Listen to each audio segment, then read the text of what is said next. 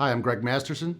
I left law enforcement after a 25-year law enforcement career, my home state of New Jersey in the United States. Started with MSAB in 2018. Training, particularly in a forensic science sphere, is hugely important because there's so much to know and so many difficult hurdles to get over. There's the word expert floating around in the industry.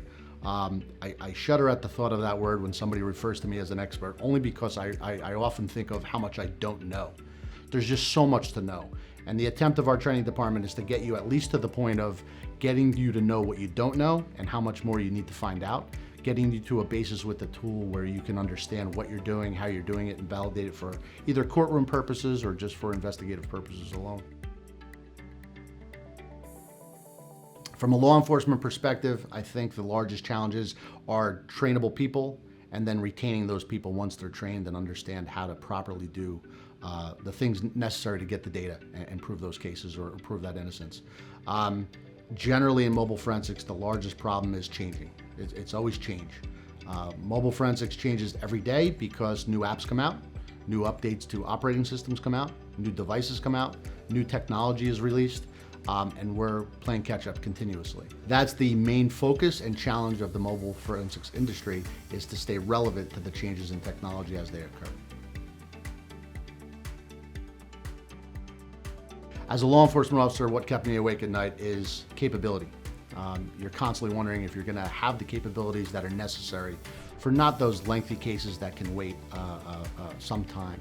You're talking about, a kidnapping or a homicide investigation where the whole investigation hinges upon whether you can do the job well and whether you can find the data or not. Having the skills necessary, and when I say skills, it's not plug the phone in and the information's there. Sometimes it requires opening the phone. Sometimes it requires manipulating the device to get it to the point where we can pull data.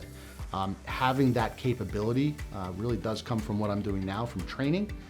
So there's always the fear that when the large case or the pressure situation comes and everybody's standing outside the door peeking in and waiting for you to do your magic, that you have the knowledge to make that magic happen and get the data they need. I think later on down the line in many of the industries, it happened with computer forensics as well. Eventually the private firms get to the point where either through internal investigations or for the services that they provide to other corporations, these disciplines are fleshed out enough by the experiences of law enforcement, and then we start to see that transition. I think that's a transition that is occurring in mobile forensics now. I think the tool-based world is to the point now where there's uniformity across a lot of the tools and how they should be trained, how they should be used. We know what questions haven't been answered yet, and we can convey that to private industry. Yeah, the military sector is a huge and growing sector. The military is more so a intel gathering objective. So some of the downstream responsibilities and requirements that you'll find in law enforcement as far as documentation and follow-up and validation, it's not as necessary. In some cases it is, but mostly it's, I'm on the scene, I need this information, and there's some life or death situations that hang in the balance.